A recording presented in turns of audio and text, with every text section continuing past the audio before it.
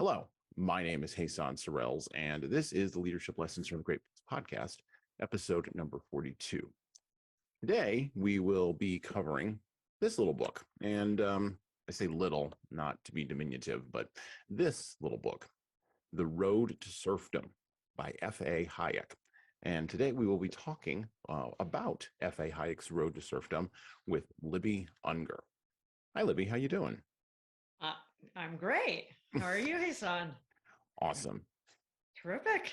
So let's jump into the book, reading directly from The Road to Serfdom, the 50th anniversary edition, chapter 3 on individualism and collectivism.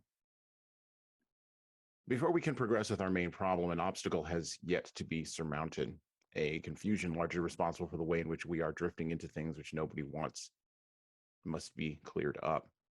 This confusion concerns nothing less than the concept of socialism itself. It may mean, and is often used to describe, merely the ideals of social justice, greater equality, and security, which are the ultimate aims of socialism. But it means also the particular method by which most socialists hope to attain these ends, and by which many competent people regard as the only methods by which they can be fully and quickly attained.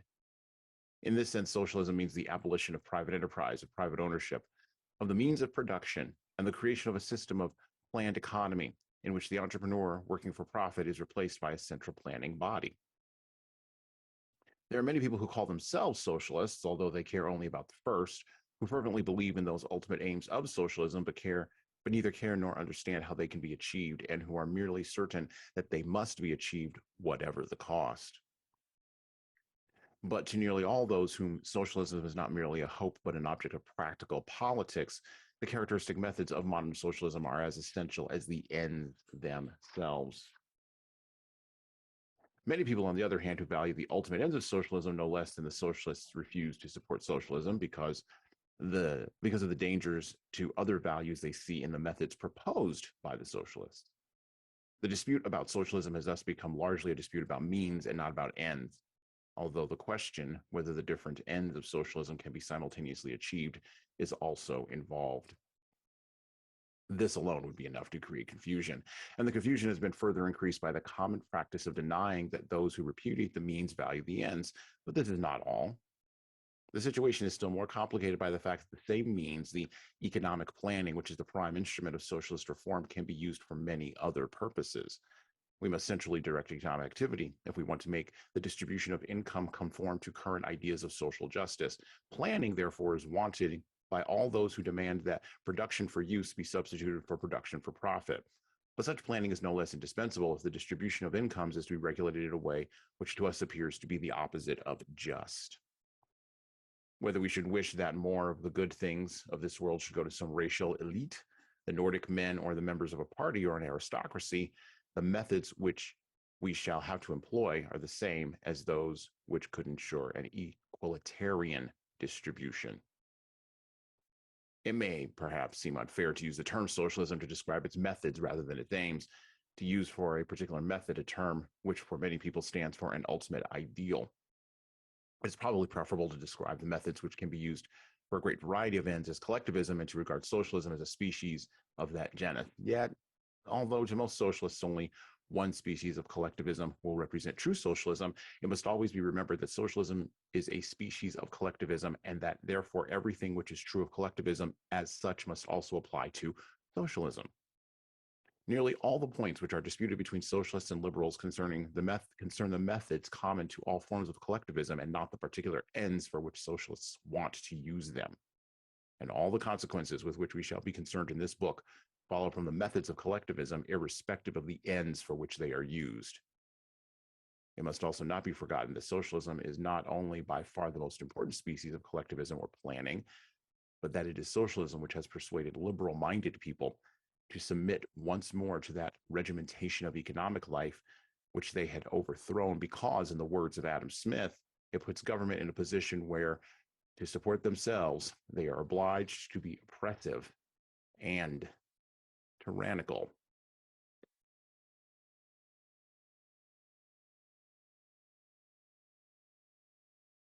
Why am I talking about this on the podcast today? Isn't this just a leadership podcast? Hey, Son, didn't you always say that you don't get into politics? Hey, Son, didn't you say that politics was not a solution to our problems? Hey, Son, aren't you now a hypocrite? Well, I thank you for your feedback. And by the way, that'll be $8, to paraphrase from a current venture capitalist restructuring our social media town square.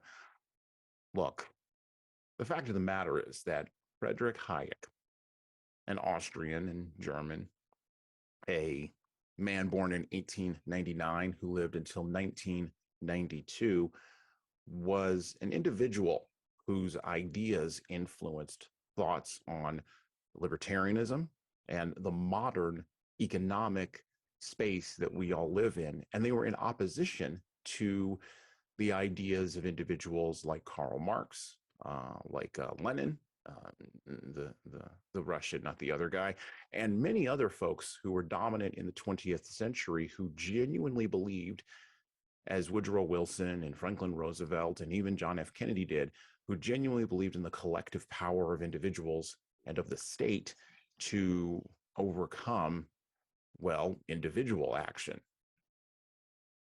Hayek's writing has influenced everyone. And while he wrote specifically in The Road to Serfdom in opposition to Nazi Germany and the collectivist goals of fascism, we have wound up in the year of our Lord, 2022, in the exact same space again. We're talking about social justice and then talking about the economic ends of revolution have now merged together in strident calls to take from the haves to give to the have-nots. This man was mentored by Ludwig von Mises, and if you don't know who that is, you can go look him up, M-I-S-E-S, a very interesting fellow in him of himself. And while he thought his ideas were common sense, they were rejected in his time. And so it's probably time to raise those ideas again. Ideas of collective action, ideas of the individual, the tension between the public and the private, the tyranny of small things. And it is worthwhile to talk to leaders about how we either get off the road to serfdom or how we avoid taking that road even in the first place. And I could think of no better person to talk with about this today than Libby Unger. Now, Libby is going to introduce herself, but I will say this. She gave me a great compliment. She said I was a heterodox thinker. And that's not exactly how I sort of think about myself, but I don't mind being thrown in with John McWhorter and Glenn Lowry and Shelby Steele and, well, all those guys over there. And some women too, Barry Weinstein and others. I don't mind being thrown in with that group of folks who are looking at the world and who are saying, again, at the beginning of this century, isn't there a better place to go with all the technological power that we have in our hand? And shouldn't leadership be guiding us in a different direction? So we're going to talk about the intersections between leadership, economics, and of course, political power with, as I said, my guest today, Libby Unger. Hello, Libby. Welcome to the podcast. Hello, Hassan. It is wonderful to be here. Thank you for having me. And thank you for that terrific introduction with the background around the road to serfdom.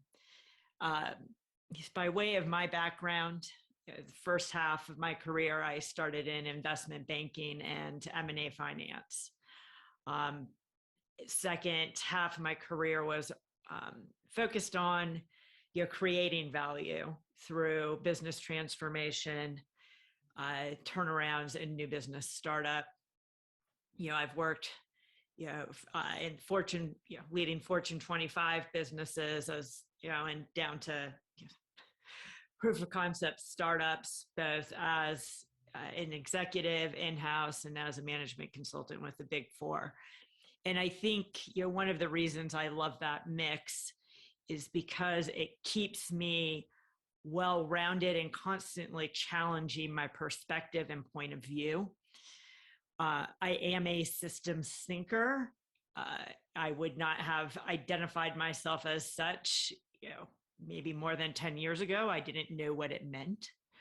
But essentially you're able to kind of see the big picture and and specifically you focused on economics, business, and leadership, and understanding how all of those play together it's one of the reasons why we can.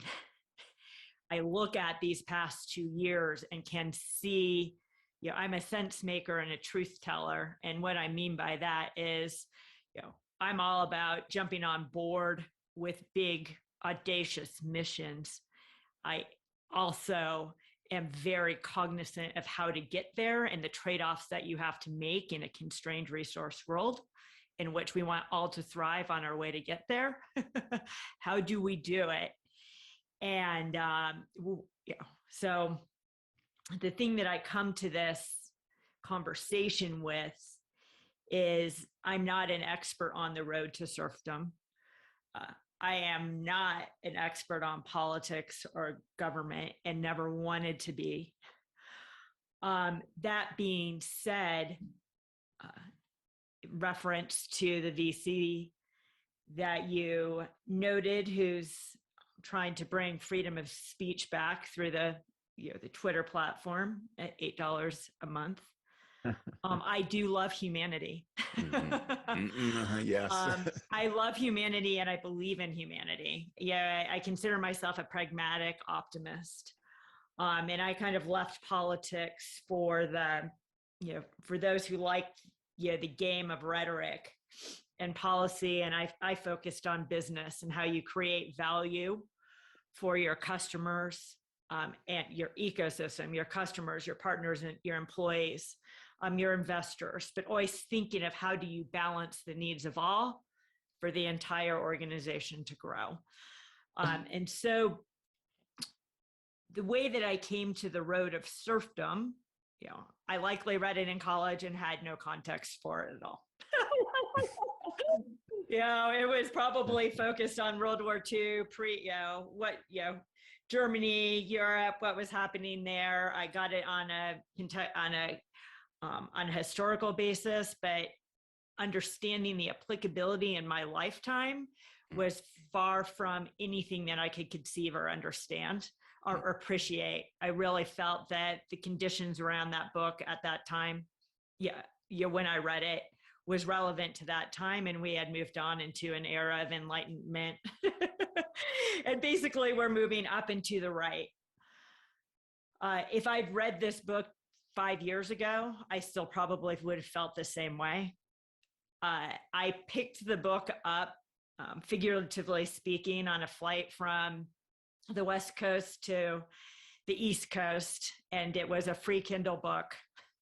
I was like, The Road to Serfdom. Why don't I pick this up and just start reading it? I started reading it. I was like, oh my gosh, this is where we are today. And the slippery slope that folks talk about when we look at government and centralization, and each little scrape and dig that we take at rights to provide safety and security is a dig and a path forward to us all losing our freedoms, our freedom of self-expression, our freedom of individualization, our freedom to grow. And I read it quickly last year and I was like, this all makes sense. But I didn't read it to understand or teach. And when you and I met, a few weeks ago or a month ago, I felt that we had a strong foundation of common understanding of what the problems were that we were seeing. And there was a common desire to understand it a little more deeply so that we could help provide solutions, big or small, to help put the country back on track. The world, I don't want to stop at the country, but I'll get big, the world back on track. And so, we got to have big goals. I mean, one of the things, exactly. well, one of the things I say is, can a podcast save Western civilization? Why not? Let's go ahead and see. I think they can actually, in the same way that Twitter can, right? Mm-hmm. And honestly, it's the balance. What podcasts, what Twitter has enabled this past 2 years is actually for the decentralized voice to counter the centralized voice. Right. I don't know what would have happened in a world where we didn't have a counterbalance to the centralized voice. And I'll give this back to you after one clear thought that I want to share with our listeners and you is that the socialism in Hayek's world is about centralized planning and nationalized manufacturing. Fascism is another word for saying, how does the government operate through big business and corporations to manage and control the population? So the socialism versus fascism is not that broad of a difference. And what we've seen over the last 2 years was a consolidation of power and the ability of big business, big government, et cetera, to try to control the populace. And we need to reverse that trend. Well, and that's the role, in my mind. That's the role of leadership, right? Leadership sees these dichotomies, understands that there is a role for an individual to play in combating these tensions, or maybe and not resolving them, at the very minimum adding a voice to it, and then actively does so. Ahead of this podcast episode today, I love the website, and this is just a shout out to them. I love the website Arts and Letters Daily. I love that website, run by the Chronicle of Higher Education. It was founded by I believe it was Dennis Dutton, who died, I think, a few years ago. And it's about this website's an aggregate of all the best thoughts that people are writing on the internet about really heavy things, right? It's an aggregate. Yep. And I go there and I read articles and I click around, and mostly, it's New York Review of Books or Baffler or, the New Statesman or Mother Jones, and you get an insight into what people on the political left are thinking. Usually from the center left going all the way to the Jacobin far left, right? And these are people with a fundamentally different worldview. I mean, I read 3 articles today, opinion pieces, all of them rather long. I mean, 2,500 words, so I'm sitting there and I'm reading this because I'm trying to comprehend, right? I'm not doom scrolling. And this is not preparation, by the way, for this podcast. It was just something that I, kind of just do, right? And what struck me was there's a whole series of assumptions that are buried inside of that worldview, because in every single one of those articles, all 3 of them, there was a reference to climate change. That's one. There was a reference to the incapacity of government systems, and I love it how you talk about being a systems thinker, the incapacity of government systems to solve larger human problems. And there was this lament about that. And then the third lament, which gets to the collective action piece, which is what Hayek is talking about here in this very first section that we read, there was also a lament about a lack of ability for people to be interested in collective action. And you look at those 3 things, and you can toss out climate change and add in, poverty or immigration or any of the other watchwords of our time, racism, sexism, whatever. And you get the sense that, and we're not a history podcast per se, but the books we read do come from someplace, right? Mm-hmm. And you get the sense that there is no new thing under the sun from another much older book. And you also get the sense that that tension between the individual and the collective, right, is a tension between freedom and tyranny. You definitely get that sense. And the line for that, the line of that tension, as Alexander Solzhenitsyn would have said, runs through, it appears, every individual's human heart.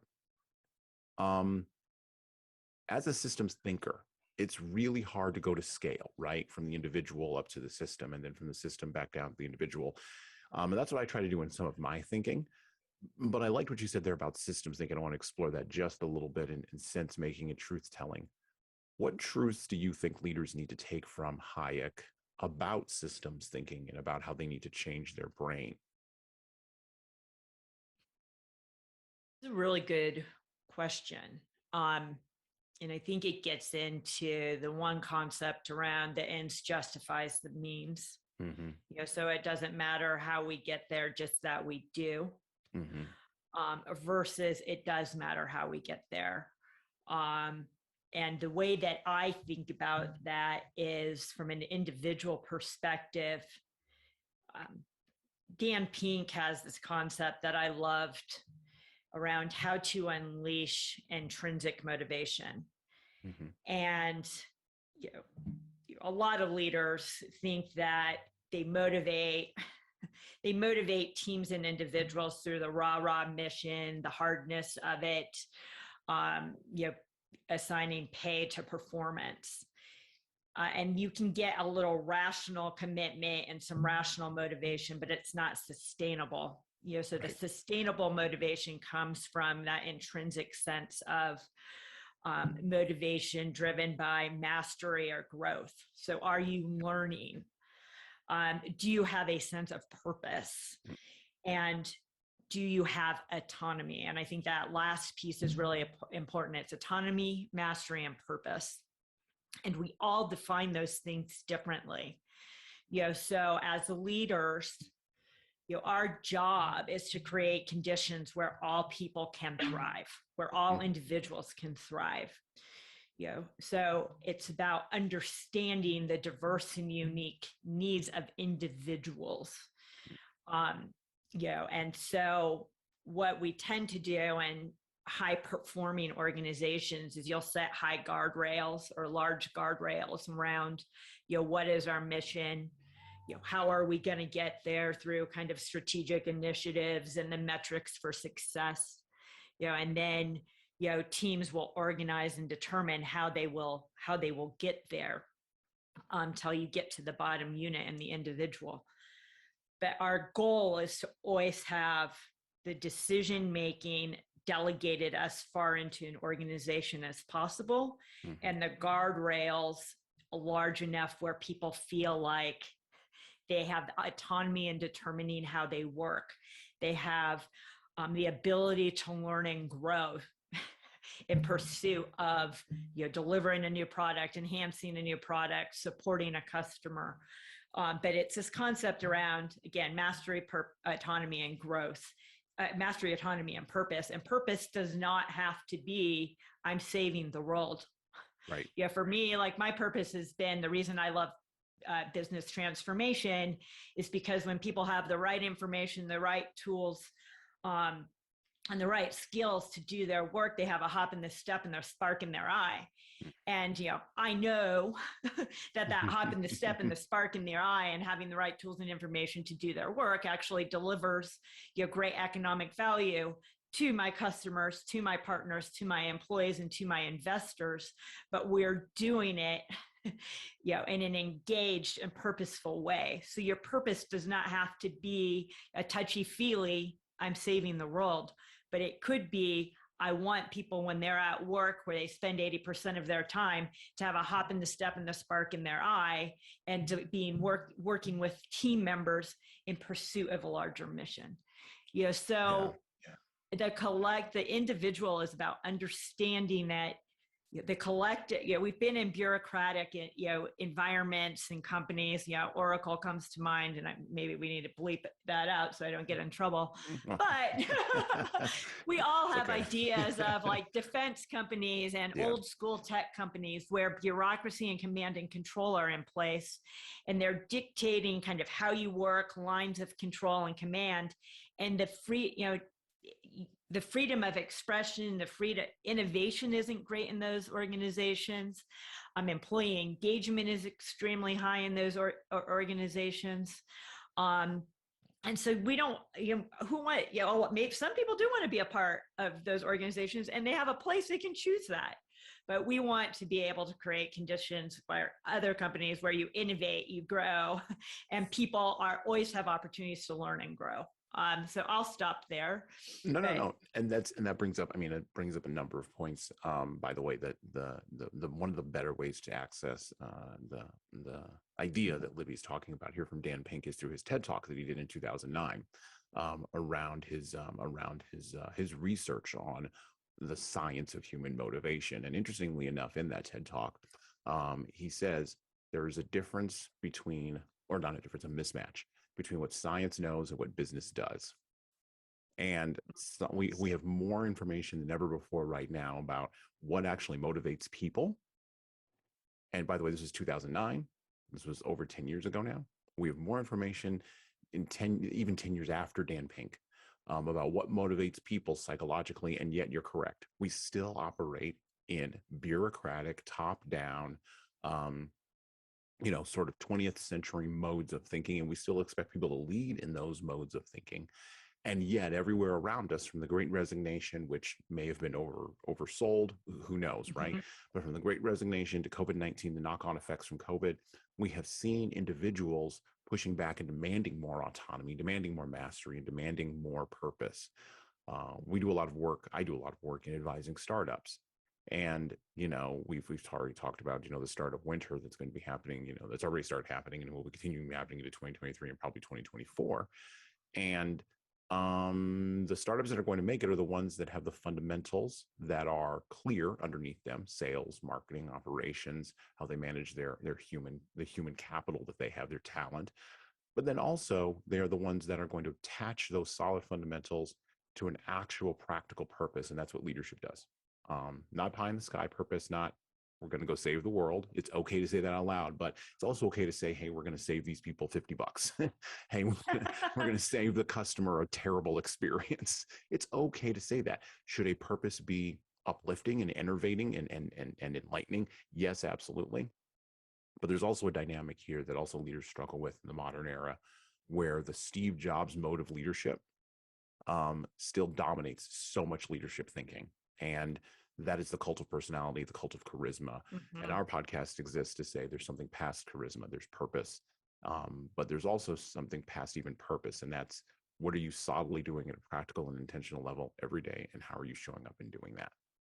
And that's a gigantic challenge. And I think Hayek's contribution to this conversation in that little bit that I read there is understanding the dynamic between this collective piece and this individual piece. And actually, here's a big one: choosing your terms correctly, which is huge.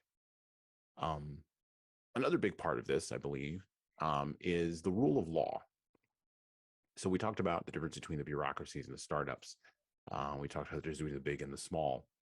Well, as things get bigger, organizations, teams, even households, there has to be more control over the systems that surround them. Systems of money, systems of rules and regulations, policies and procedures. There has to be all this control, right? And the person with the thumb on the scale is typically the one that makes the rules. And Hayek had a thought about that. So back to the road to serfdom, back to Frederick Hayek. From chapter 6, Planning and the Rule of Law. Nothing distinguishes more clearly conditions in a free country than those in a country under arbitrary government than the observance in the former of the great principles known as the rule of law. Stripped of all technicalities, this means that government in all its actions is bound by rules fixed and announced beforehand, rules which make it possible to foresee with fair certainty how the authority will use its coercive powers in given circumstances and to plan one's individual affairs on the basis of this knowledge.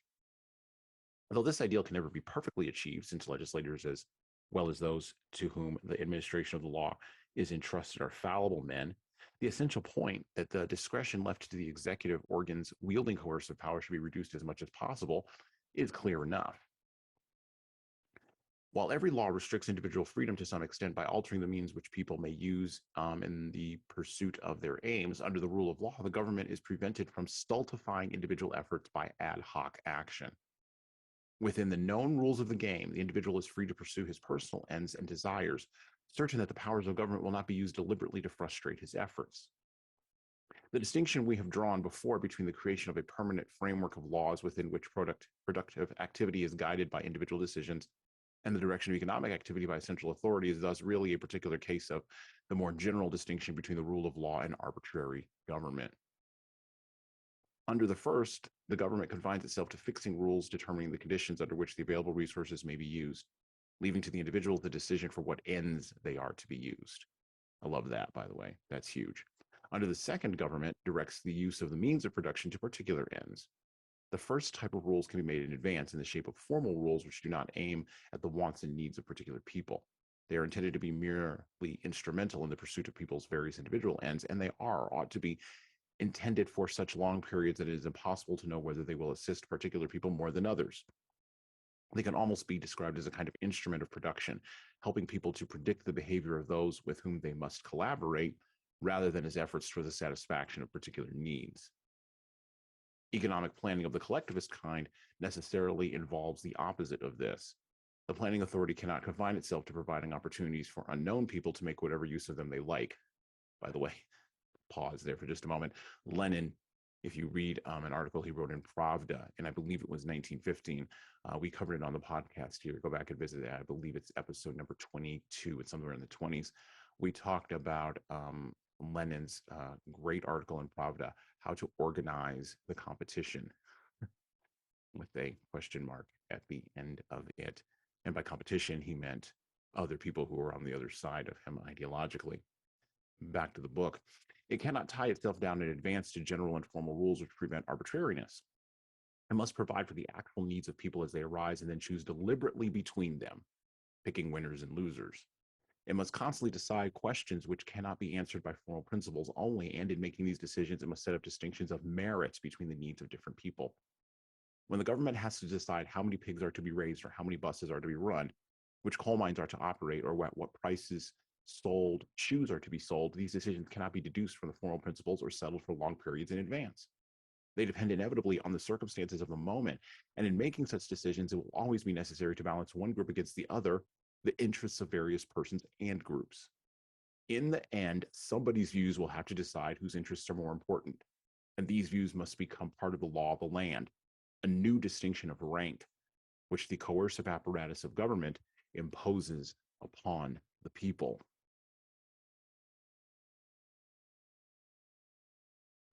Lot in there. Nobody in the modern era would say that government, no, I'm going to use an example. This is a little bit better way to approach this as you're thinking about this. Listeners, if you remember back a few years ago when Amazon, that big company that you just ordered a bunch of stuff from this holiday season, remember when they were looking for a new headquarters, right?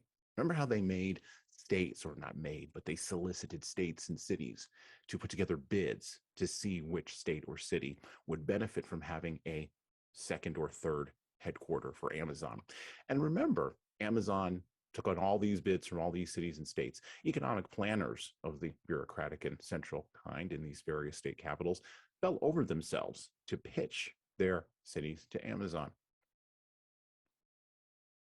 Now, there was some little kerfluffle because Amazon didn't go with the first one they picked, but the third one they picked, which was very quietly moved under the radar, was Amazon decided to put a headquarters in Virginia, right across the river from Washington, D.C. Now, the lawyer in me says, cui bono, who benefits from this?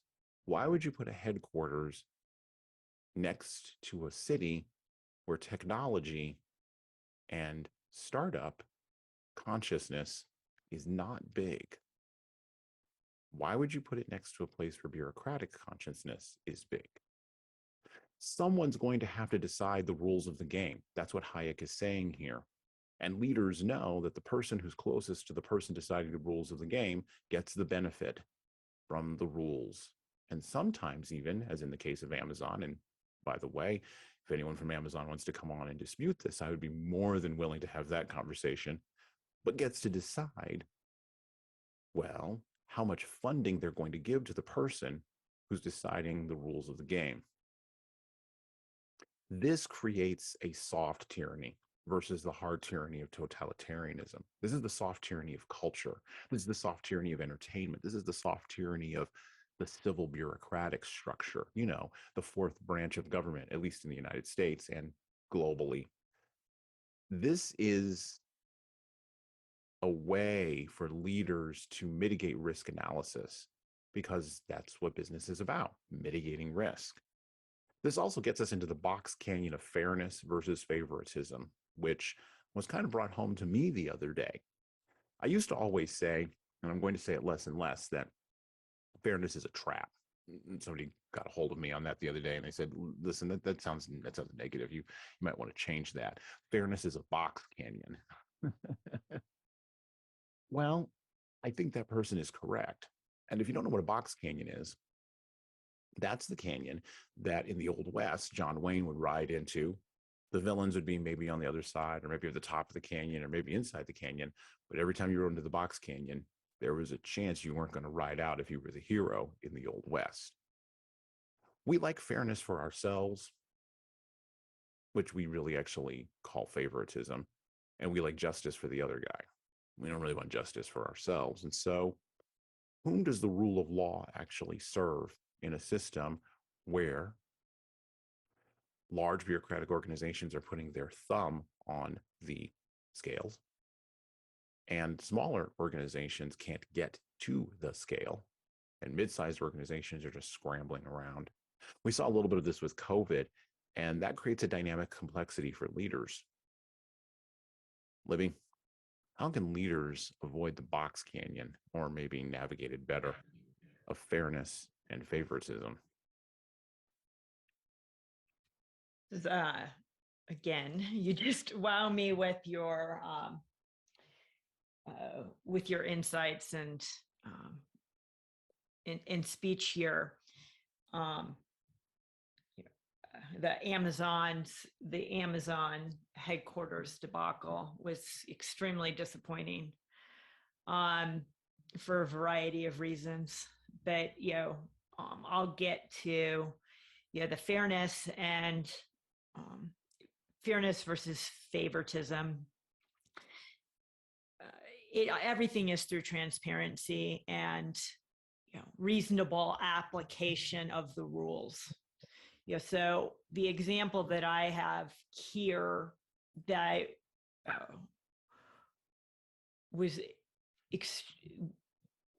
led me to believe that things are a lot more political, and the ends justifies the means, is just the way of our political elite, was the example of the COVID lockdowns in Southern California, mm-hmm. and the definition of an essential worker versus a non-essential worker, and how arbitrary the lines were set, and they seem to favor the big business and the big businesses that had a direct line to the governors, the senators, the congressmen whose pockets they lined with donations. Mm-hmm. And this isn't left or right, both parties do it. And that, when there's transparency and clearly delineated rules and factors, people are more able to accept why some decisions are made. Mm-hmm. They can actually debate decisions in a meaningful way and argue for rules changes. And we do see places where where arguing for rules changes does work.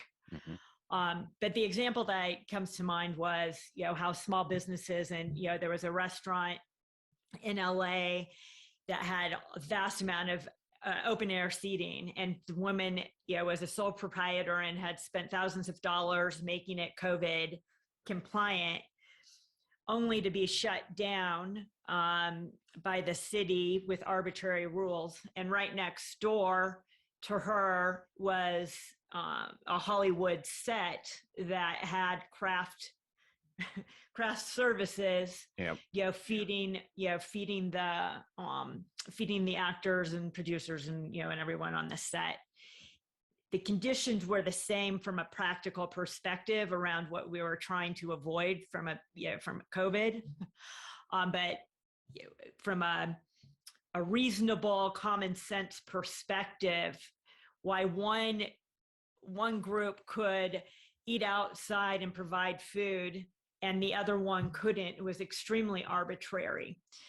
It also got into this collectivist versus individualist bent, where I believe you should have the opportunity to be a part of a large organization if you want, or if you want to take the risks and build a business and provide for your family and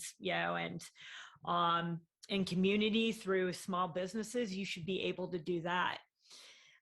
There should be clear delineation of what essential workers were, and how they were identified. And when it's arbitrary, and it seems to be a common theme around who who benefits from the arbitrariness of the rules versus non, that's when the fairness and not fair becomes very apparent. And when the rules aren't there to be challenged, there you could feel helpless.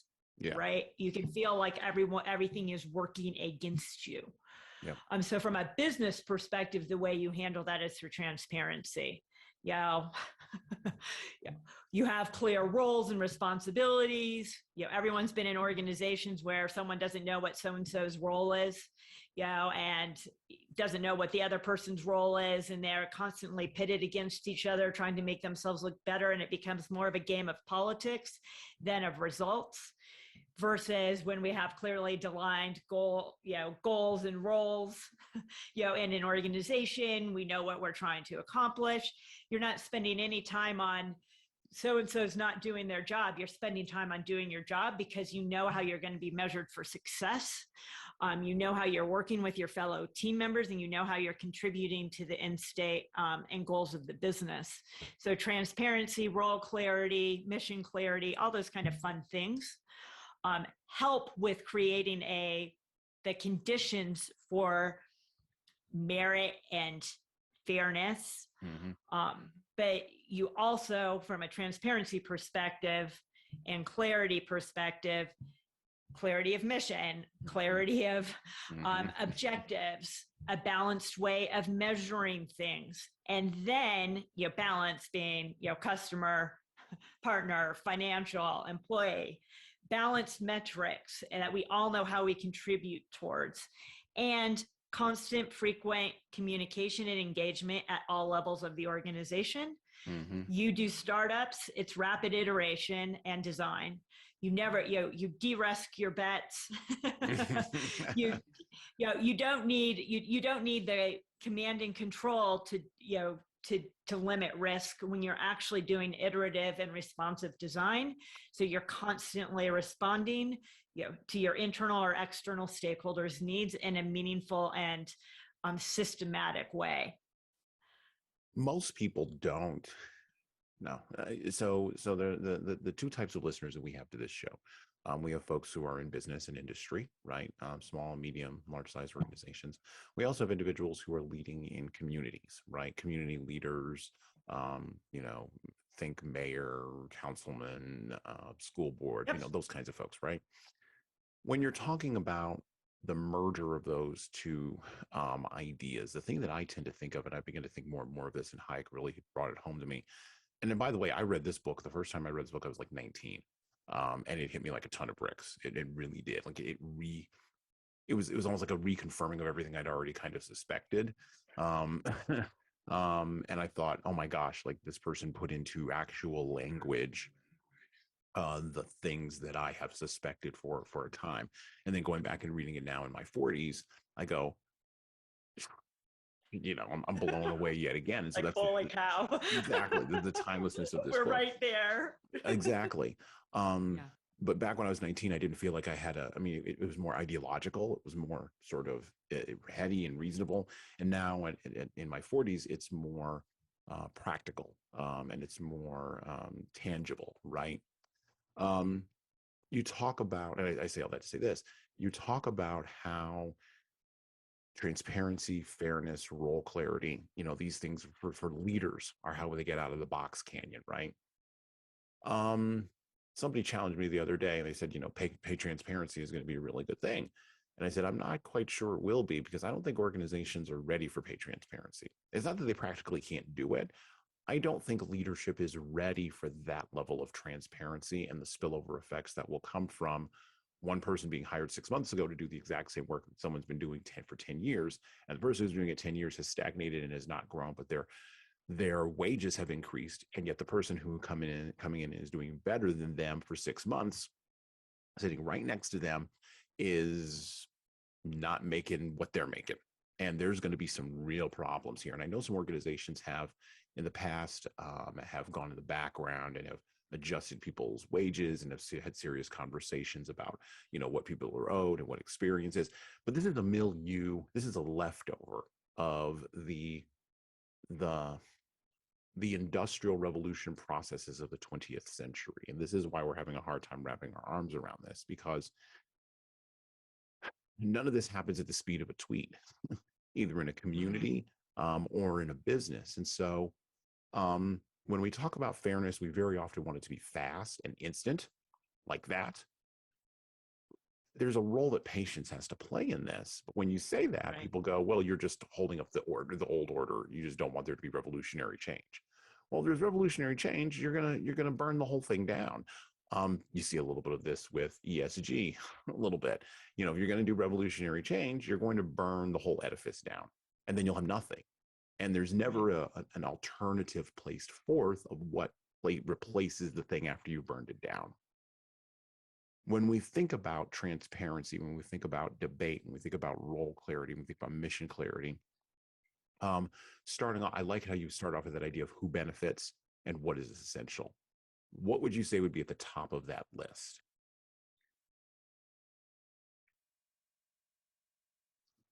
I think there's one piece in there that was implied but not stated.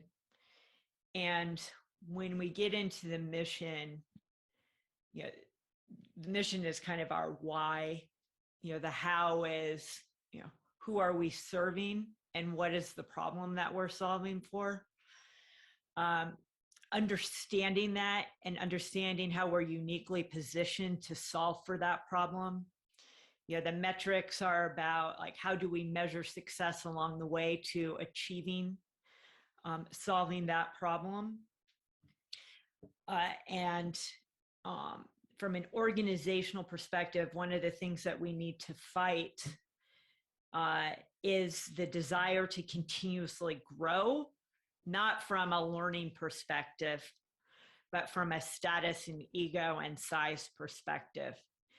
So by keeping yourself focused on what is the problem that you're solving for, knowing what the end state looks like, knowing what those milestones along the way will look like, measuring rigorously and prioritizing rigorously to make sure that you're staying on track to achieve those goals. And when you shift the goals, you do it explicitly because you've learned something new or the environment has changed. So that there's more in the mission and the transparency factor, but the transparency spans the entire system. So from understanding, what our mission is, how we're going to get there, how are we measuring success along the way, when the environment changes, why are we shifting? What is adjusting, acknowledging what we've learned and why that's changing, why things are changing, why our approach is changing, why we may be changing our metrics, why we may be stopping something. But there's a rigor that we need to take, which is focused on solve the problem, continuously assess how you're doing in getting towards that problem along the way, and rigorously prioritizing your resources towards solving that problem. That being said, one of the biggest challenges that we have towards transparency is right now we use transparency to be, to kind of be the means for truth telling and or stating things how they are. And it's not about seeking to understand the entire environment that we're solving a problem for and or different people's perspectives. So one of the reasons collectivism or socialism doesn't work is because there's an assumption that everyone has the basic needs and that the solutions that we propose are, that we can predict every situation that is going to be right for every individual. And we actually haven't talked to people. We have gross assumptions around what individuals' needs are.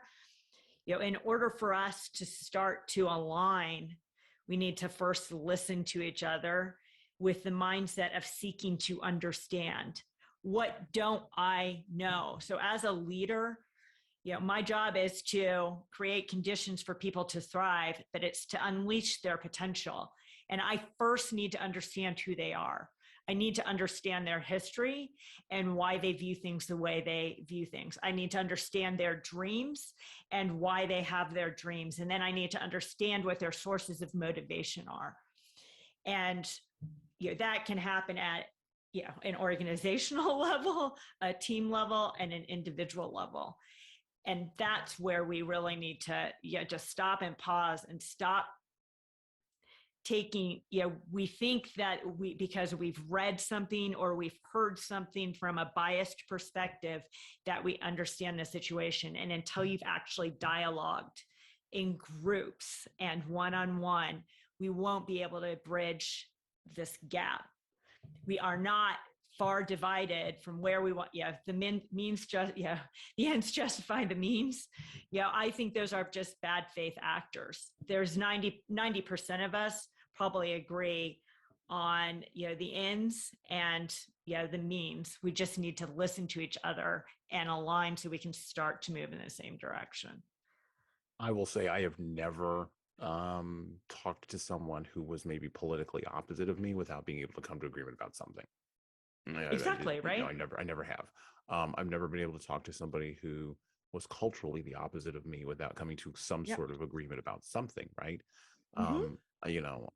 I am concerned greatly about people who are captured by ideology, either to the right or to the political right or to the political left. Because when you're captured by ideology, I'm going to make a religious statement here. It's almost like you're Cain in the book of Genesis, right? And just before Cain kills Abel, the Spirit of God tells him, "Behold, sin crouches at the door and wants to have its way with you." And when people are ideologically captured, that ideology is having its way with them. Am I saying that ideology is sinful? Well, it is. The old school definition of sin is hamartia. The Greek word for sin is hamartia in the New Testament. It means missing the mark, like in archery. It's an archery term from the Greek words, so from the Greek language. So just think about that. Is ideology missing the mark? And I think that it is. It is missing the mark fundamentally. It's being captured by this sense of ideological, I don't know, success or triumphalism maybe is the idea. And this is why fundamentally, I'm opposed. I know there have been a lot of talk about, a one world government for years and years and years and years and years and years and years. It's nothing new to our Klaus Schwab is the new Bond villain, but it's fine. There'll be another, trust me, there'll be another one 10 minutes from now. And I want to be very clear. I'm not being dismissive, because the decisions that the Brussels makes then filter down to Sri Lanka, and now everybody's doing organic farming and no one's eating. These decisions have consequences, right? So we got to be very careful here, not to minimize, but also to realize that as things get larger and larger, to Libby's point, they collapse, right? They collapse in and of their own weight, and they're not sustainable. To use a leftist term, they're not sustainable over the long haul, even to quote unquote get something done, whatever that something may be. Can I just jump in quickly? Yeah, go ahead, jump on that. Yeah, jump on that. Yeah, because the fairness piece in here, you heard me focus on the rigorous prioritization. Mm-hmm. And the fairness is, let's focus on like the things that matter, mm-hmm. right? Like what are the, and not spend time on the things that aren't going to create value. Fairness, we can have broad parameters around what that means. But if we're not bought into where we're going, some of this fairness stuff to me is kind of noise, because folks don't know where we're going and how we're going to get there and how they contribute. Well, I also think that's a fundamentally American thing. So, because we're not, whether we like it or not, and we're either a melting pot or a salad, depending upon your idea. Yeah. But either way, nobody's from here. And so the challenge has always been on this third of the continent with the government that we set up. And we did a whole series on the Constitution, right? Looking at the constitutional government that was set up. We are a republic with a lot of yelling voices. And being a republic with a lot of yelling voices, there's going to be some knockdown dragouts. There's going to be some fist fights. There's going to be, and by the way, I mean emotional fist fights. Yeah. Somebody's feelings are going to get hurt, right? In order to take a position. And I think that the challenge of the chaos that presents for leaders, particularly, now speaking to my community leaders, the challenge of the chaos that presents is, how do you move events? How do you move problems to their smallest possible level to be solved at the smallest possible level? And keep them there, exactly. Right? Yeah. So, climate change is one, because everybody's got a thought about climate change because everybody's impacted by the Earth's weather. Okay, cool. And yet that is not a problem that is going to be solved at the smallest possible level. It could be through individual community-based. Absolutely, it could be. There are modes. Michael Schellenberger has talked about this. Bjorn Lomborg has talked about this. It's not the big things, it's the small things. And yet the seduction to power of pushing that up to the highest possible level in the hierarchy, and we're about to talk about why the worst get on top, tends to attract some of the worst leaders that you can possibly get. The piece that's missing there too is the metrics, is metrics that matter as well. And metrics that matter around affordability, resiliency, affordability of energy, resiliency, ability to meet future demand. Some of those metrics on the climate change side, where we'll say that we can get through by restricting demand, not by, which will restrict growth, which will restrict overall life happiness. So if we want to have a thriving society, and Schellenberger does speak to this, is, in a civilization where we're all engaged, that needs to be one of the metrics, right? That we're continuing to thrive and grow and have economic viability. And we can, we have opportunities to create our own economic, we can create our own economic opportunities through business. And then there's, a level where, the state maybe take care of us, but a thriving civilization and not a reduction and a reversal in advancements that we've made. Yeah, absolutely. Absolutely. So, this is where the balanced metrics matter, and the balanced metrics around timeline too. So we need to be thinking about the people that we're impacting the most through some of these changes are the poor, are those who are those who are reliant on public or on personal transportation, et cetera, et cetera. The people who are making the rules, I guess this is it. And this is one of the things that really pissed me off during the pandemic is the people who are making the rules weren't impacted by them. And with climate change, the people who are making the rules are also not impacted, and they're not talking to the people who are going to be impacted or seemingly care about them. While they say they care about society, it doesn't feel like they do. And if we really want, as leaders, I think it's really important to continue in a constructive way to try to bring truth to light and bring positive solutions to the table, like having a portfolio of energy solutions like Schollenberger is doing, which will minimize the impact on those who can least afford the impact, and also allow us to thrive as a nation.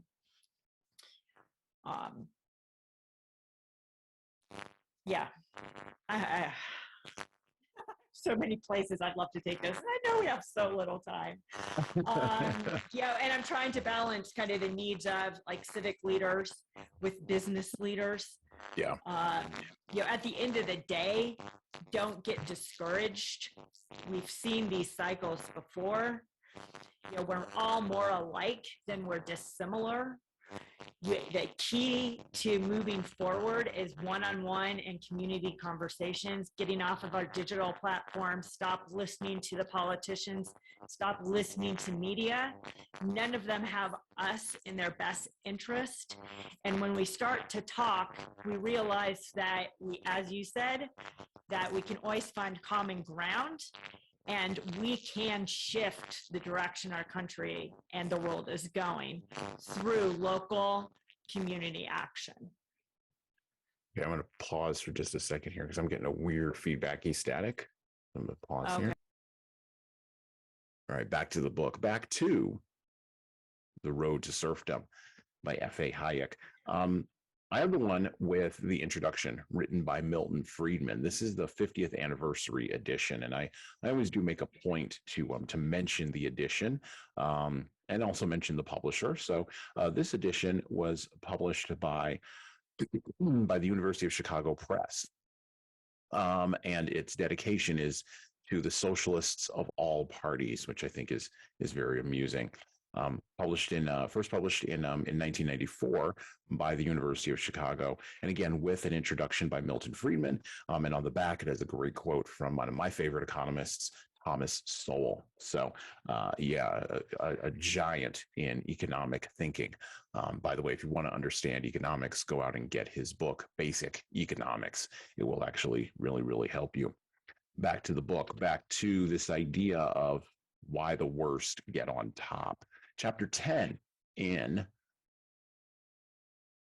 Frederick Hayek's The Road to Serfdom. We now must examine a belief from which many who regard the advent of totalitarianism as inevitable derive consolation, and which seriously weakens the resistance of many others who would oppose it with all their might if they fully apprehended its nature. It is the belief that the most repellent features of the totalitarian regimes are due to the historical accidents that they were established by groups of blackguards and thugs. Surely, it is argued, if in Germany the creation of a totalitarian regime brought the Strykers and the Killingers, the Leys and the Heinz, the Himmlers and the Heydrichs to power, this may prove the viciousness of the German character, but not that the rise of such people is a necessary consequence of a totalitarian system. Why should it not be possible that the same sort of system, if it be necessary to achieve important ends, be run by decent people for the good of the whole community? We must not deceive ourselves into believing that all good people must be Democrats or will necessarily wish to have a share in the government. Many, no doubt, would rather entrust it to somebody whom they think more competent. Although this might be unwise, there is nothing bad or dishonorable in approving a dictatorship of the good. Totalitarianism, we can already hear it argued, is a powerful system alike for good and evil, and the purpose for which it will be used depends entirely on the dictators. And those who think that it is not the system which we need to fear, but the danger that it might be run by bad men, might even be tempted to forestall this danger by seeing that it is established in time by good men. No doubt an American or English fascist system would greatly differ from the Italian or German models. No doubt if the transition were effected without violence, you might expect to get a better type of leader. And if I had to live under a fascist system, I have no doubt that I would rather live under one run by Englishmen or Americans than under one run by anybody else. Yet all this does not mean that judged upon our present standards, our fascist system would in the end prove so very different or much less intolerable than its prototypes. There are strong reasons for believing that what to us appear the worst features of the existing totalitarian systems are not accidental byproducts, but phenomenon which totalitarianism is certain sooner or later to produce. Just as the democratic statesman who sets out to plan economic life will soon be confronted with the alternative of either assuming dictatorial powers or abandoning his plans, so the totalitarian dictator will soon have to choose between disregard of ordinary morals and failure. It is for this reason that the unscrupulous and the uninhibited are likely to be more successful in a society tending towards totalitarianism. Who does not see this has not yet grasped the full width of the gulf which separates totalitarianism from a liberal regime. The utter difference between the whole moral atmosphere under collectivism and the essentially individualistic Western civilization. The moral basis of collectivism has, of course, been much debated in the past, but what concerns us here is not its moral basis, but its moral results. The usual discussions of the ethical aspects of collectivism refer to the question of whether collectivism is demanded by existing moral convictions or what moral convictions would be required if collectivism is to produce the hoped for results. Our question, however, is what moral views will be produced by a collectivist organization of society, or what views are likely to rule it. The interaction between morals and institutions may well have the effect that the ethics produced by collectivism will be altogether different from the moral ideas that led to the demand for collectivism. While we are likely to think that, since the desire for a collectivist system springs from high moral motives, such a system must be the breeding ground for the highest virtues, there is, in fact, no reason why any system should necessarily enhance those attitudes which serve the purpose for which it was designed. The ruling moral views will depend partly on the qualities that will lead individuals to success in a collectivist or totalitarian system, and partly on the requirements of the totalitarian machinery.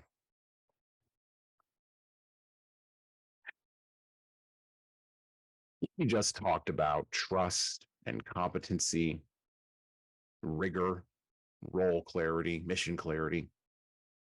And all of these are great aspects of leadership character.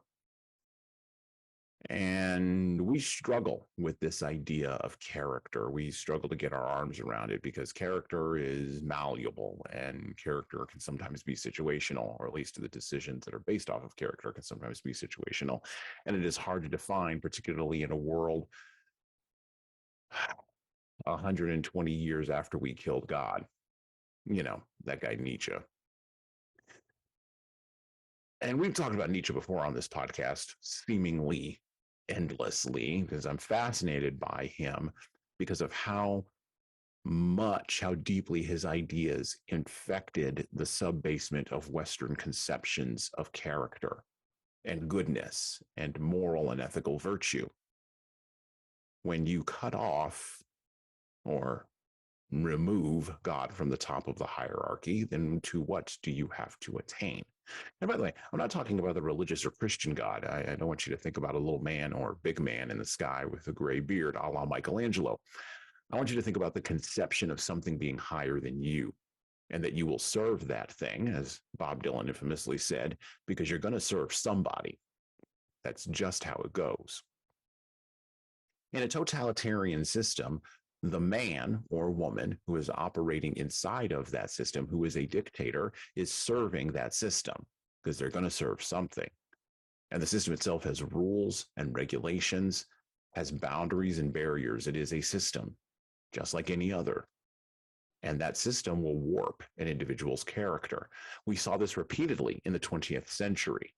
Revolutionary calls for revolutionary change from individuals with as widely varying characters as Lenin all the way to Che Guevara, and yet they all wound up in the same clearing at the end of the path. In order to create a revolution and in order to be a totalitarian, you got to break some eggs. And I believe the Rousseauians said that about 150 years before. This leads to fraudulent leadership, by the way, because a leader is either going to lie or tell the truth. And if the system doesn't allow the leader to tell the truth, well, the leader will lie. And the leader will lie and will lie and will lie and will get to the top. And guess what? It will be built on a stack of lies, which will create emperor's new clothes. and lead to more central planning, not less. But I can hear the calls about best intentions, my best intentions, my best intentions. Well, what about the ends, right? Libby, how can leaders avoid conflating best intentions with actual outcomes? How do they separate the two so they don't become totalitarians in their own lives? A great question. And I think it has to do with what you view your role as and the mission. And they say power corrupts, absolute power corrupts absolutely. Lord Acton's quote opens up the chapter. And it is easy to get caught up in the ego and the status as you rise to the top. In your values and goals need to stay prominent. And the thing that comes to mind, and this will be a good way to segue back to Amazon, is the decision for Bezos to choose New York and DC for the second and third headquarters were a clear instruction to me of his values. I had interpreted the Amazon HQ through the lens that I wear, which is business is a way to create jobs and opportunities, to individuals. It's a place where people can thrive, either part-time on their way to achieve their own goals. Like through McDonald's, I was a cashier at McDonald's, part-time, Yeah. I learned I didn't want to do that full-time, but it was it was the means to the end, it was a means to an end, and it played a very valuable role for myself and many teenagers and, and others who need to pay bills as they're investing in their future. But the thing about the Amazon headquarters, as he was looking at Detroit, he was looking at, I believe Pittsburgh, lots of areas where you had room for economic redevelopment. There were incredibly smart people who lived in those regions, but the businesses and opportunities weren't there for them to make ends meet or to express their passions or to unleash their potential. And so it meant that in Detroit, you needed to leave or you needed to accept a little less for your life. I was really looking forward to Bezos. I was like, Bezos, you have all the infrastructure with all the highways, that are around Detroit. You have talent coming in from the local universities and schools. You have ex-engineers and folks who are underemployed who would be hungry for the opportunity to work for such a great organization. The energy and enthusiasm and passion that they would give you to help build your business while you're giving back to them, jobs where they could fully express themselves and grow and create, is just unmatched. I was wearing my lens from a values perspective around, as a business leader, what one of your roles is. And when he chose New York and he chose DC, that expressed he wanted to be near the power centers. Mm-hmm. That wasn't about labor arbitrage. No. No, it wasn't about helping to employ, to match labor to opportunity. It was purely about what was going to be easiest for him to achieve and influence those who favored him and his businesses. That's why Amazon received, workers were essential workers. Yeah. Think about what's starting to be revealed right now through the transparency that Elon is providing around how much coercion there was between the government and the social media platforms. When when you're lobbying and paying politicians, for regulations that favor you, there's going to be a quid pro quo. Oh, and yeah. the first time you do it is going to be the first time to the next bigger, the bigger sacrifice that you will make towards your values. And then the next time will be the bigger next sacrifice that you make towards your values. If you do it once, that's the slippery slope to continued opportunity. So I think one of the reasons many of us actually drop out of corporate and want to build our own businesses is because we see those sacrifices that people make around their values of excellence, their values towards the workforce. And the leaders in most companies, not all, have sacrificed for security and status. Yeah. How much is well, it's a concept. I mean, I ran across this idea when I was like maybe 16 or 17 years old, this concept of golden handcuffs, or as George Clooney, infamously told somebody he was firing it up in the air. How much did they pay you to let go of your dream? Yep. And, I get it. There's bills to be paid, and there's mortgages. There's obligations you make to other people in your life, marriage, family, children, property, all these kinds of things, right? Yep. Those things cost, and this is not the March of Dimes. Those things don't run on charity. I get it.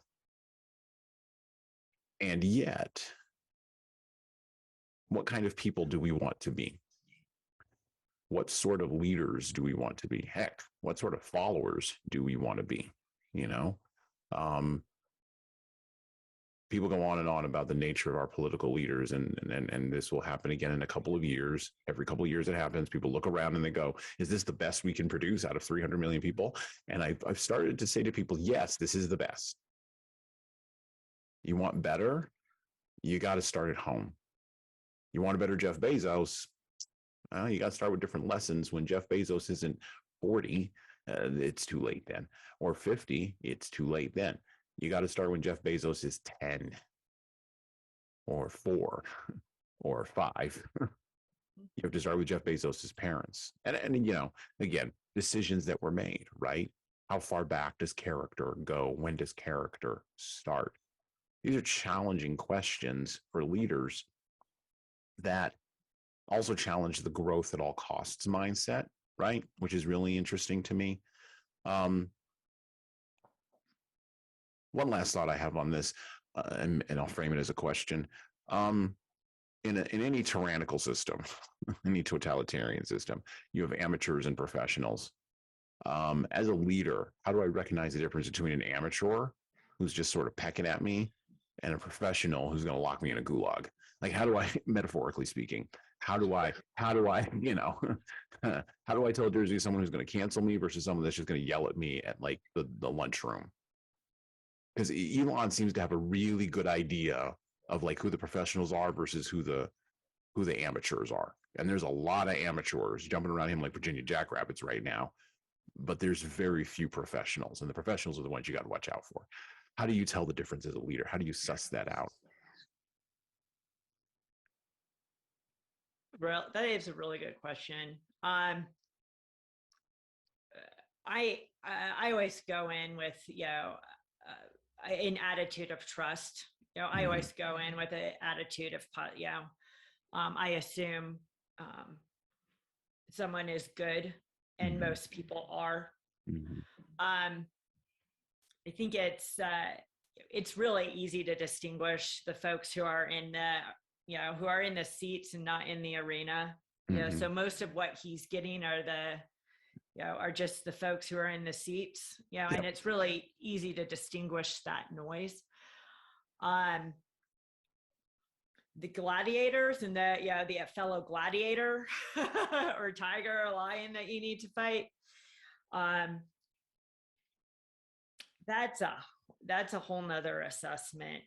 And I think that's when you need to build a community of like-minded folks behind you, so that like we're seeing this in China right now with some of the protests.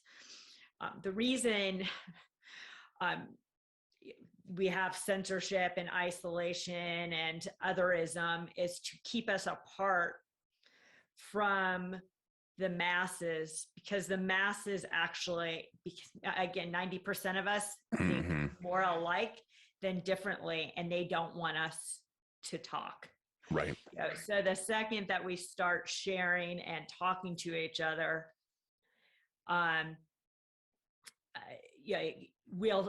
we can align against the other gladiator who is against our needs in the arena. But it is, it's art and science. Right. Yeah. It's test and validate. You never know, for sure.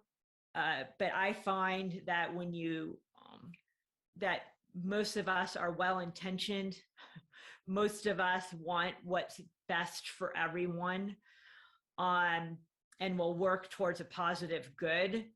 The naysayers or the big gladiators, they're really more like, it's more puffery. They don't have as much substance behind them when you start to get the masses on the other side. Trying to think, I had something that I wanted to say about this.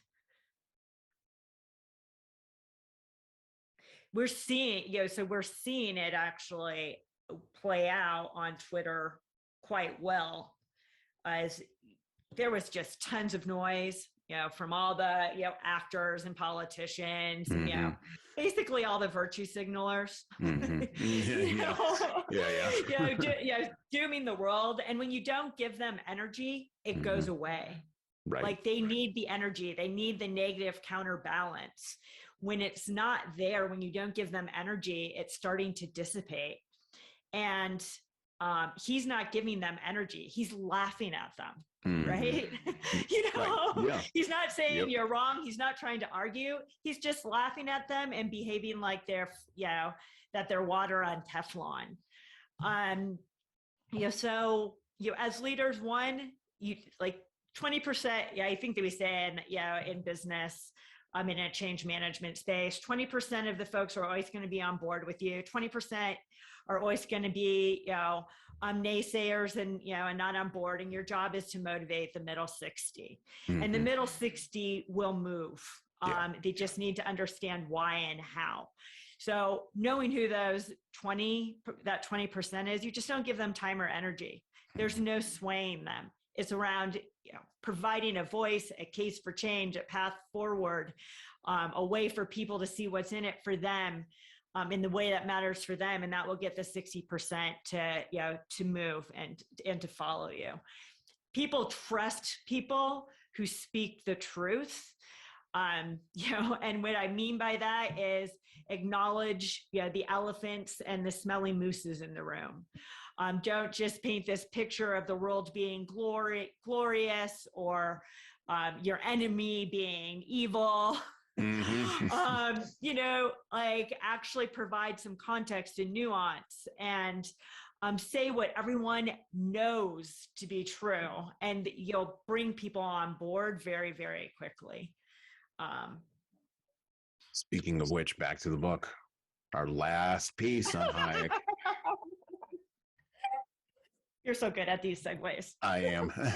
Listen for the segue. The End of Truth, chapter 11. The most effective way of making everybody serve the single system of ends towards which the social plan is directed is to make everybody believe in those ends. To make a totalitarian system function efficiently, it is not enough that everybody should be forced to work for the same ends. It is essential that people should come to regard them as their own ends. Although the beliefs must be chosen for the people and imposed upon them, they must become their beliefs, a generally accepted creed which makes the individuals, as far as possible, act spontaneously in the way the planner wants. If the feeling of oppression in totalitarian countries is in general much less acute than most people in liberal countries imagine, this is because the totalitarian governments succeed to a high degree in making people think as they want them to. This is, of course, brought about by the various forms of propaganda. Its technique is now so familiar that we need say little about it. The only point that needs to be stressed is that neither propaganda in and of itself nor the techniques employed are peculiar to totalitarianism, and that what so completely changes its nature and in effect in a totalitarian state is that all propaganda serves the same goal, that all the instruments of the propaganda are coordinated to influence the individuals in the same direction and to produce the characteristic Gleichschaltung of all minds. As a result, the effects of propaganda in totalitarian countries is different, not only in magnitude, but in the kind of that propaganda made for different ends by independent and competing agencies. If all the sources of current information are effectively under one single control, it is no longer a question of merely persuading the people of this or that. The skillful propagandist then has the power to mold their minds in any direction he chooses, and even the most intelligent and independent people cannot entirely escape that influence if they are long isolated from all other sources of information. While in totalitarian states, the status of propaganda gives it a unique power over the minds of the people, the peculiar moral effects arise not from the technique, but from the object and scope of totalitarian propaganda. If it could be confined to indoctrinating the people with the whole system of values towards which the social effort is directed, propaganda would represent merely a particular manifestation of the characteristic features of collectivist morals, which we have already considered. If its object were merely to teach the people a definite and comprehensive moral code, the problem would be solely whether this moral code is good or bad. We have seen that the moral code of a totalitarian society is not likely to appeal to us, that even the striving for equality by means of a directed economy can result only in an officially enforced inequality, an authoritarian determination of the status of each individual in the new hierarchical order, and that most of the humanitarian elements of our morals, the respect for human life, for the weak, and for the individual, generally will disappear. However repellent this may be to most people, and though it involves a change in moral standards, it is not necessarily entirely anti-moral. Some features of such a system may even appeal to the sternest moralists of a conservative tint that seem to them preferable to the softer standards of a liberal society. The moral consequences of a totalitarian propaganda, which we now consider, are, however, of even more profound kind.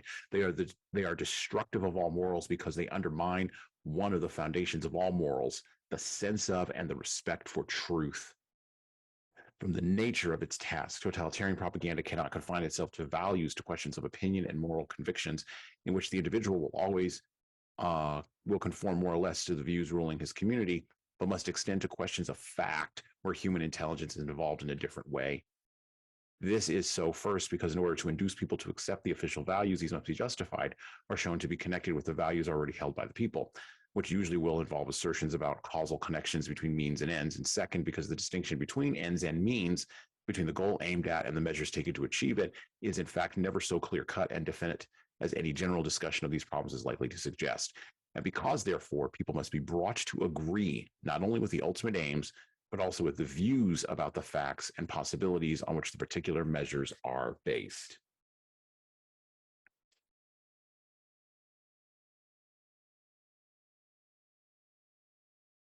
Old school Christianity had this idea called the apologetic. You don't really hear too much about this anymore. Matter of fact, in most people's heads, when they hear the term apologetic, they think of apologizing, which they tend to associate with shame or blame or negativity. But an apologetic is not that. An apologetic is a justification. It's a defense of something that would seem to be logical and need not defending, but it does need defending. That's why Christianity has had apologists, going back to Augustine, who we also read on the podcast. That sort of sets up an idea here, because what Hayek is doing is he's creating an apologetic for the truth. He's saying that truth may be crushed by culture, but as my grandma might have said back in the day, when she was still alive, truth crushed to earth will always rise again. Truth is kind of like one of those laws of nature. You can deny it. You can put your fingers in your ear and say, la, la, la, la, la. You can even cover your eyes and see no evil and hear no evil and speak no evil. But eventually the truth is going to will out. It always does. Hayek is doing a root cause analysis of the erosion of truth in totalitarian cultures, but it is also a root cause analysis of the erosion of truth in our own time. Stephen Colbert and Jon Stewart, I lay this fully at their feet, created the modern culture of truthy truth, right? truth that could be parodied, truth that could be mocked and lambasted and laughed at because it wasn't really truth, it was propaganda. But here's what they didn't understand. The more meta you get and the less seriously you take it, because humor is used to defang things, the more powerful sometimes it actually becomes. We live in a time when truth, language, and fundamental reality for us as leaders are on the ropes. And I wish I didn't have to point this out, but when I have to do an apologetic for free speech on this podcast, fundamental reality is on the ropes. And maybe this is just a dynamic first world problem. Maybe this is what happens when you're post-capitalist, as the anti-capitalists say now. Maybe this is the clearing at the end of the path that you wind up at after all of your material needs have been met and you have only spiritual and emotional mountains to climb. Maybe other places, capital T truth and fundamental reality is still on the table. It's still on the buffet. But we're not leading in those spaces and we're not leading in those cultures. We're leading in this one. And this makes it really hard.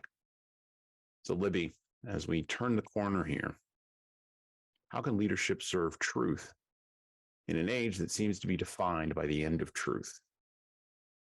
How do we get there from here?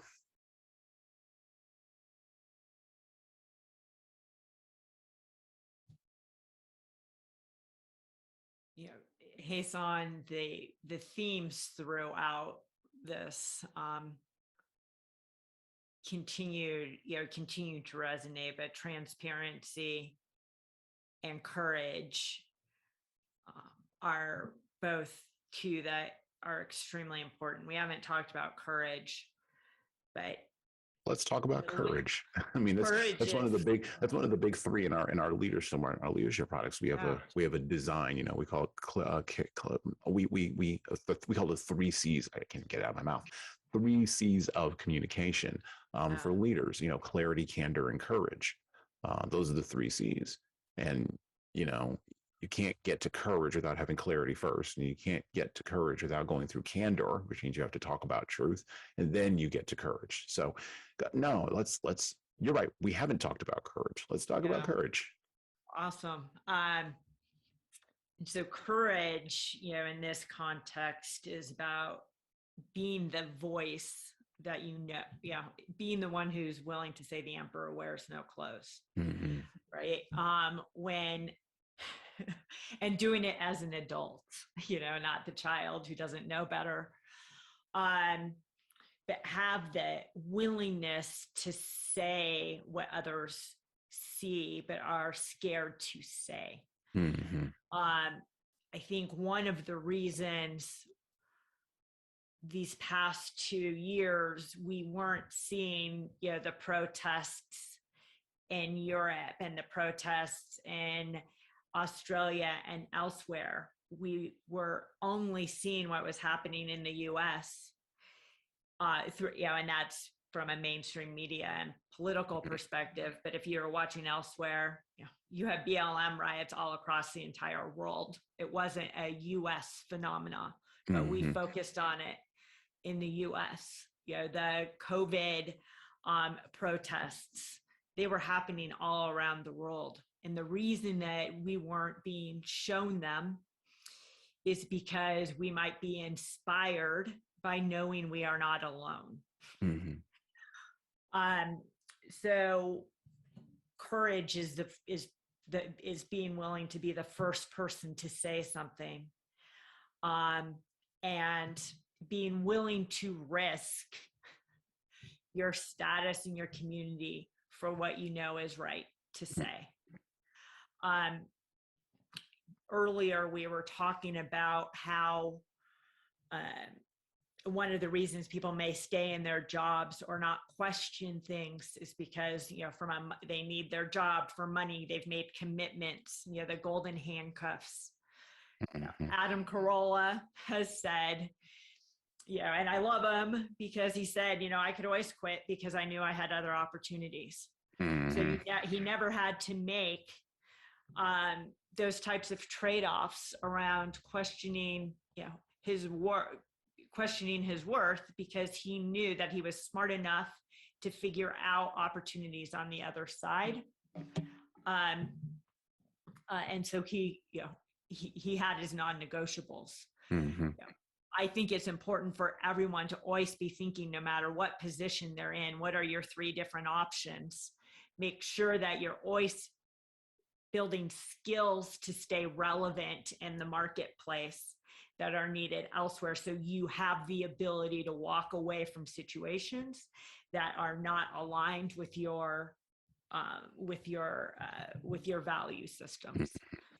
But in the world of truth, you need to be willing to sacrifice everything for what you believe to be right. And that is scary. We are conditioned as humans to be, tribal for safety, for safety reasons. But truth is what will, set the truth is what will set you free. And truth always rises.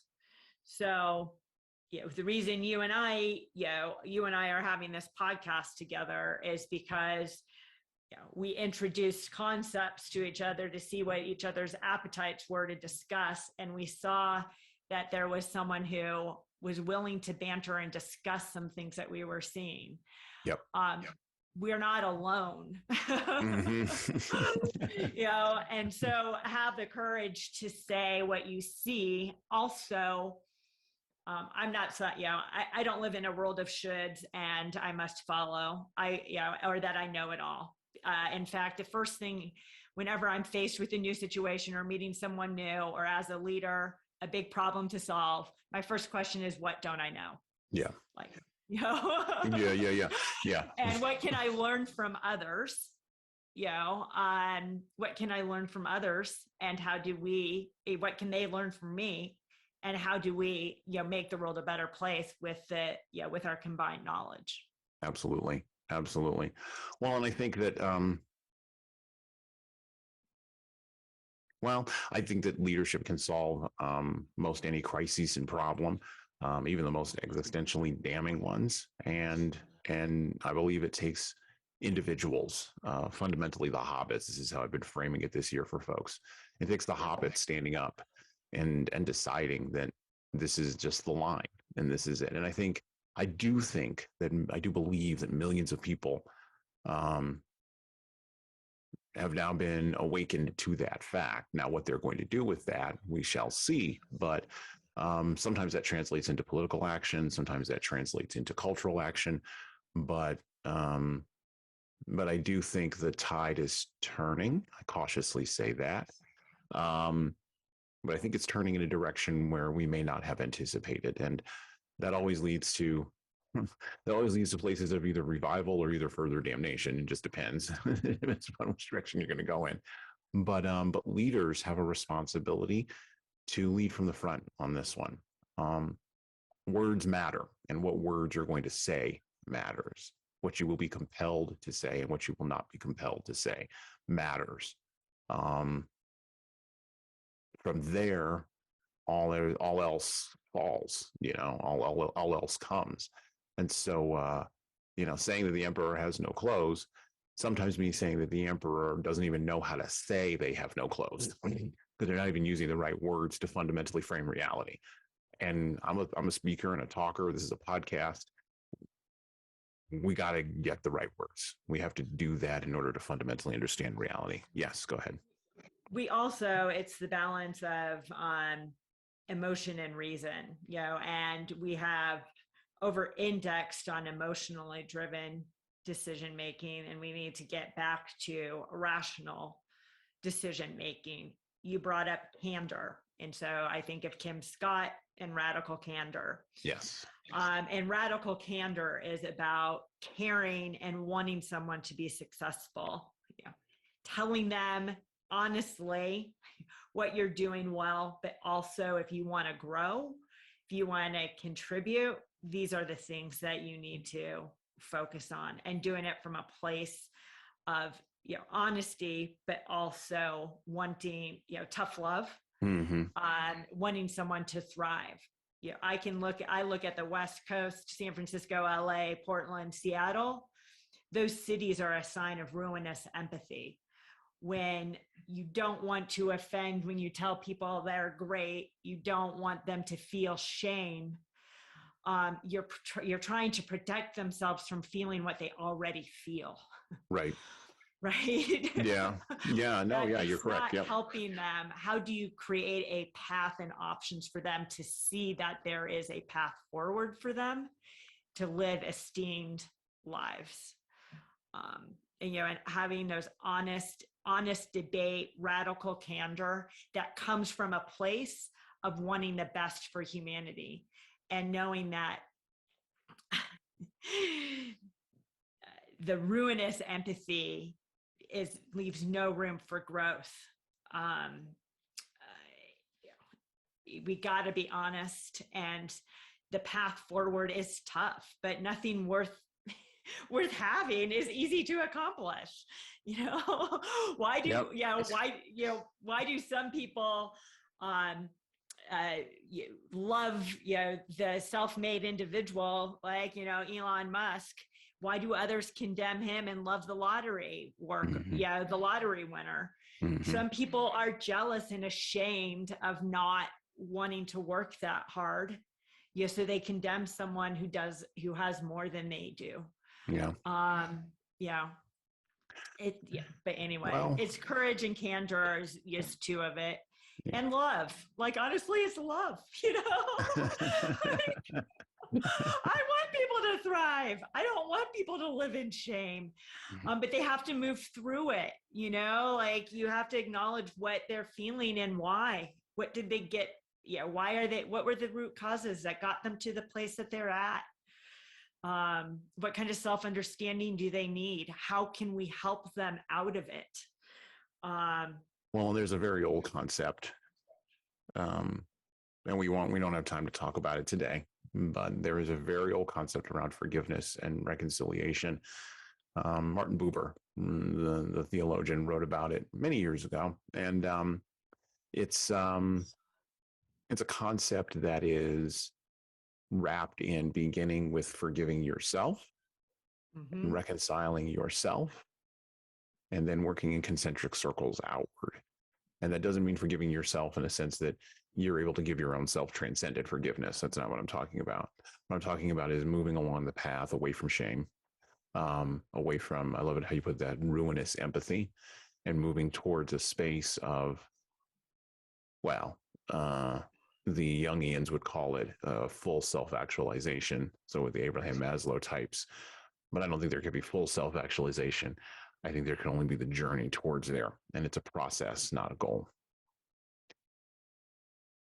Leading in collective environments, avoiding or navigating the fairness box canyon, behaving with humility in the face of hierarchy, and seeing through propaganda in order to, in order to really talk truly about fundamental reality. These are 4 beats. These are 4 sections. These are 4 things you can pick up from F.A. Hayek's famous classic now, which was panned in his time, The Road to Serfdom. I encourage you to go out and get a copy of it because, quite frankly, in times like these, having the right words in the right order to understand what is happening in our world today as a leader is going to be critical to your leadership development. I want to thank Libby for coming on the podcast today. It was a great conversation. I think we began to dig inside of the mine of this book, and we pulled out some nuggets, but there's so much more in there for people to go and get. Libby, where can people find you? How can people connect with you?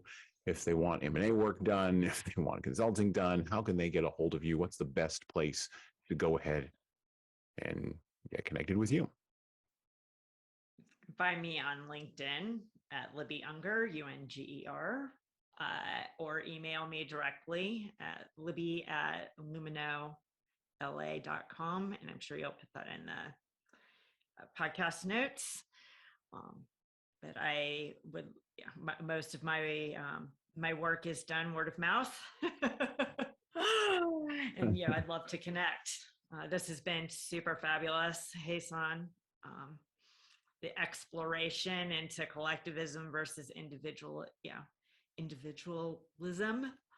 And I think the most important piece here is to just recognize how the systems play with each other and play you, and to not get caught up in the game and the theater, and to just start reaching out to your fellow humans and connecting. And we will have all of the places where you can connect with Libby in the show notes, as Libby mentioned, below the podcast player of your choice: Apple, Spotify, Google Podcasts, or wherever it is you listen to podcasts. Once again, I'd like to thank Libby Unger for coming on the Leadership Lessons from the Great Books podcast. And with that, that's it for me. Well, if you liked that video, you should check out more by subscribing to the Leadership Lessons from the Great Books podcast playlist here on the HSCT Publishing YouTube channel. You can also get a copy of my third book, 12 Rules for Leaders, The Foundation for Intentional Leadership, co-written with Bradley Madigan. Check that out on Amazon, Barnes & Noble, and everywhere where you get ebooks today. And thanks.